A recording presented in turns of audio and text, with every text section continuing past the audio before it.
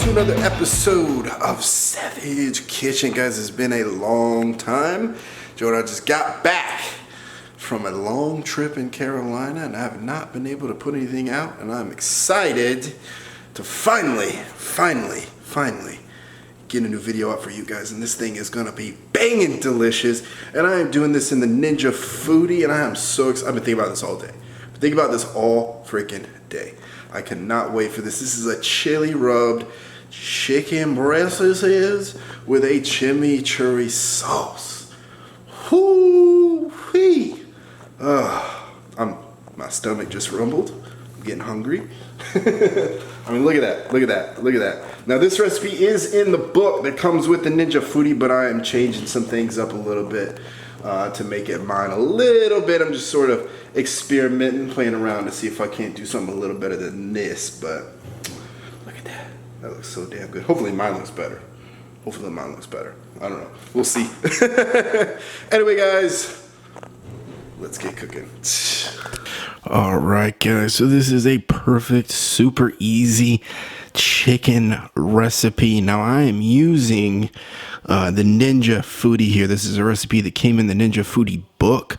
Of course, I'm doing my own thing with it. I'm changing it up, but you don't have to use a Ninja Foodi. You can use an Instant Pot. You can use an air fryer. You can use your oven. You don't need this machine itself to do this particular recipe. And honestly, it is so worth trying. It is delicious. It is amazing. I absolutely love this. I'm incredibly impressed about how juicy this came out, and the crust was wonderful. It is absolutely banging delicious. Like, it is fan-freaking-tastic and so simple to make. The first thing you're gonna want to do, now I've got these like little glass bowls I work with. I find it easier to keep up with things, keep your area, your workspace organized and clean. But all I did was I went ahead and put a little bit of olive oil in a small bowl, because I'm going to use that in a second, and then I use the bigger bowl to go ahead and mix my spice rub. I'm using onion powder, I'm using garlic powder, I'm using smoked paprika, I'm using cumin, and I'm using chili powder, and a little bit later I actually added in a bit of cayenne pepper as well, because that's just what I wanted to add into the recipe. I'm using about a tablespoon at least each, but I'm eyeballing it. And at the end of the day, you're going to taste your rubs. I know I it's like beating a dead horse in all these videos. Taste your marinades, taste your rubs, always, because you never know, based on your palate and what you might like. You might want to add something different, add a little bit more of something, add a little bit less of something. You may not like spicy, you may want spicy, you may want more garlic, maybe not. I don't know. So always taste your rubs, taste your marinades. And at the end of the day, if you make too much, you can always store it. It's okay, and use it for something else. I made just enough in this case for the chicken itself, but I've done this before. Like for the ribs, I ended up having extra rub that I used again for another recipe. And honestly, these rubs can go in a whole bunch of different things. This isn't strictly a chicken rub. This is basically for this particular recipe, but I would use this on pretty much any other meat. I mean, it's balanced, it is delicious, it is popping. This particular recipe was interesting because it got to make a chimichurri, and it's something I haven't really done. So I just wanted to try it. Plus, these use just chicken breast. Now, these are bone-in, skin-on chicken breast, which you can get at the store. Now, I picked up a large package from Publix on sale. You could probably do this with boneless, but that bone adds so much flavor into the meat and actually helps keep it juicy, keep it moist. You do not want your breasts to dry out. You do not want that. Now, all I'm doing here is I'm taking a little bit of olive oil and I'm just rubbing it all over the breasts, all over. Now, the recipe itself called for canola oil. My preference is olive oil, so I use olive oil instead. You could use canola oil if you want. It doesn't hurt a thing. It didn't hurt this recipe at all. I just prefer olive oil. Plus, I don't keep canola oil really in the house. And then you want to just lightly douse the spice rub all over the chicken on both sides. Now make sure before you do this, before you put the oil in, you just give it a nice wipe down. Make sure all those juices are off the chicken before you do that. You don't want any issues. You don't want any icky stuff. You don't want your breast to have all the extra stuff on there. And make sure you do just lightly pat the spice into your chicken. Unlike other meats, when you start to really rub chicken, you get clumping and it's just gross. You don't want to do that. So you just lightly coat it, both sides, and just pat it in, gently rub it into the meat. Now, just go ahead and take your pressure lid off. You are going to use the fry setting in this the entire way. Take out your little trivet rack out of there because you're only going to use the fry rack. And set that to 375 degrees for about 5 minutes. You're going to preheat this. That's important. It's important to preheat this because that gets it at the right temperature. If you're putting your meat in there and it's warming up over time, it does affect the way it cooks. So make sure you preheat. Once that's done, put your breasts in there. Oh my God, this looks so damn good. And it's not even cooked yet. And it looks, it's looking pretty. It looks so freaking good. Now, I was only able to fit 2 very large breasts in there. If you got smaller breasts, you could probably fit, another one in there. I don't know. I like big, juicy breasts.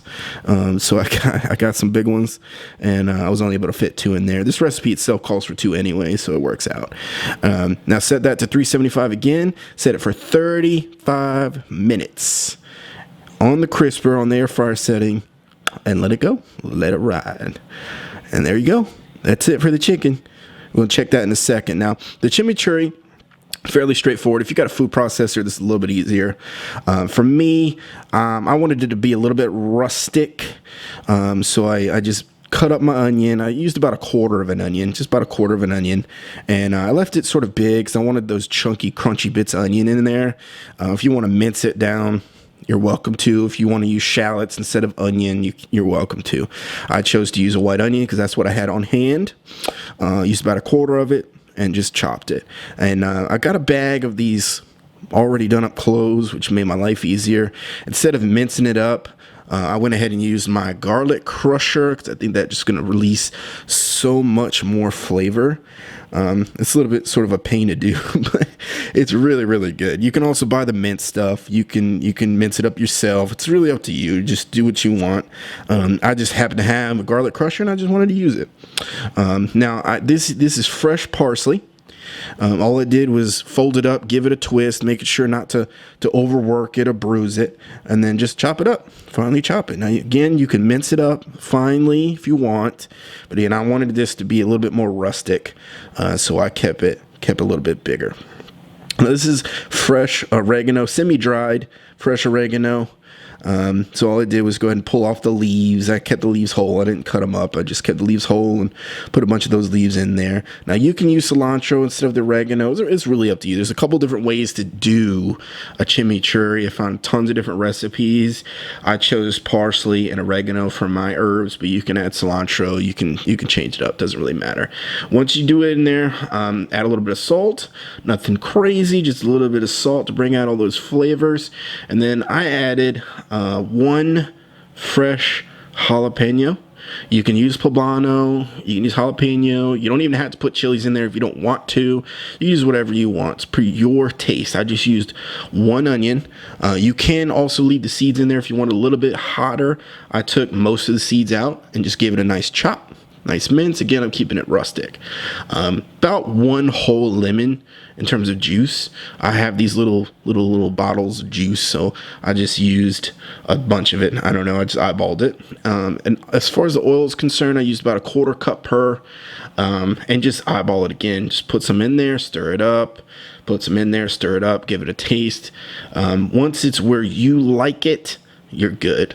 It's supposed to be a little bit wet, almost like a salsa sort of texture. Again, it's rustic in my case, so it's not going to be entirely liquidy, but I did put a lot of oil in there. I think I did about about almost a cup. And then I put a little bit of black pepper in there to finish it off. And I just stuck that in the freezer, or excuse me, the refrigerator. Don't put it in the freezer, the refrigerator, to just start really melding together while I finish the chicken. Now, about 25 minutes or so into the cook time, I just open the lid, check the temperature. When it's done, it's going to be about 165 degrees Fahrenheit. That's a cook temperature for chicken. You want to be very careful when it comes to poultry, so just check it, and check it. And so once it was done, about 35 minutes, checked it again. It was right. It was done. That crust formed a beautiful color, sort of darkened, and look at that. Look at that. Oh my God. Oh my God. Oh my God. I'm definitely gonna be making this recipe again. This is so easy, so delicious. Wow, look at the crust, man. That's crazy. It is crispity, crunchy, and all those juices in there. Oh my God. Now I serve this with a Caesar salad mix I just got from the store. But with that chimichurri, oh man. Very herbaceous, crunchy, fresh, aromatic, banging delicious. Really, bro, here. Ooh. First of all, oh my God, the smell. I wish you guys could smell this. Oh my God. Hoo-wee. Now I just served this with like a Caesar salad, so nothing crazy. And oh man, and listen to that, man. That hard crust, all the spices. Oh God.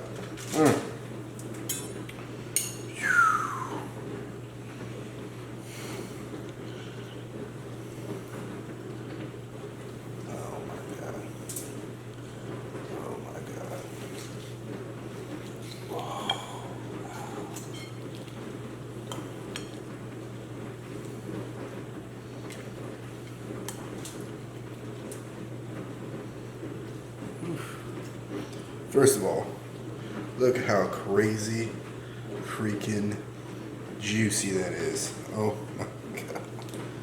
A little bit of that chimichurri. My mouth is watering. Whoo. Moment of truth, right?